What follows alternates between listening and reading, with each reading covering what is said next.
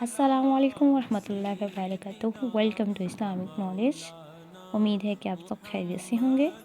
صحیح بخاری حدیث نمبر 36 تا 34۔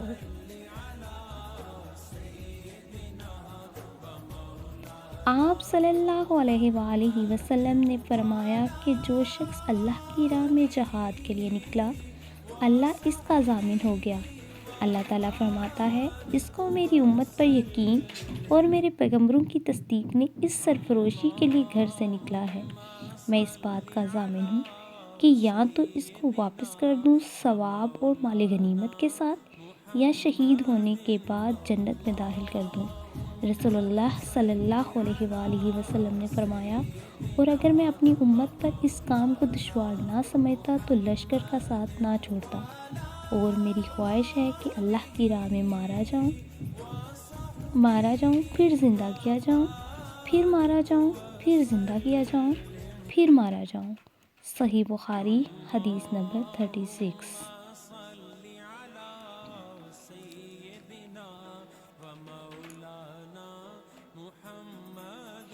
نبی کریم صلی اللہ علیہ وآلہ وسلم نے فرمایا، جو کوئی رمضان میں راتوں کو ایمان رکھ کر اور ثواب کے لیے عبادت کرے، اس کے اگلے گناہ بخش دیے جاتے ہیں۔ سبحان اللہ۔ صحیح بخاری حدیث نمبر 37۔ نبی کریم صلی اللہ علیہ وآلہ وسلم نے فرمایا، جس نے رمضان کے روزے ایمان اور خالص سے نیت کے ساتھ رکھے، اس کے پچھلے گناہ بخش دیے گئے۔ صحیح بخاری حدیث نمبر 38۔ نبی کریم صلی اللہ علیہ وآلہ وسلم نے فرمایا، بے شک دین آسان ہے، اور جو شخص دین میں سختی اختیار کرے گا تو دین اس پر غالب آ جائے گا اور اس کی سختی نہ چل سکے گی۔ بس اس لیے اپنے اعمال میں پختگی اختیار کرو، اور جہاں تک ممکن ہو میانہ روی برتو تو اور خوش ہو جاؤ۔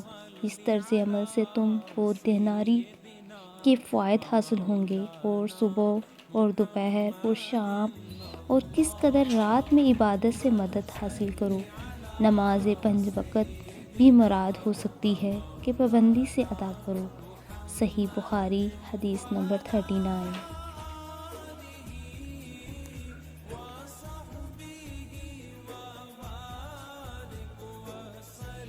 رسول اللہ صلی اللہ علیہ وآلہ وسلم جب مدینہ تشریف لائے تو پہلے اپنی نہال میں اترے جو انصار تھے، اور وہاں آپ صلی اللہ علیہ وآلہ وسلم نے 16 یا 17 ماہ بیت المقدس کی طرف منہ کر کے نماز پڑھی، اور آپ صلی اللہ علیہ وآلہ وسلم کی خواہش تھی کہ آپ کا قبلہ بیت اللہ کی طرف ہو۔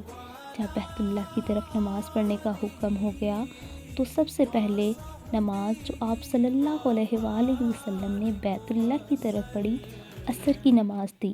وہاں آپ صلی اللہ علیہ وآلہ وسلم کے ساتھ لوگوں نے بھی نماز پڑھی۔ پھر آپ صلی اللہ علیہ وآلہ وسلم کے ساتھ نماز پڑھنے والوں میں سے ایک آدمی نکلا اور اس کا مسجد کی طرف گزر ہوا تو وہ لوگ رکوع میں تھے۔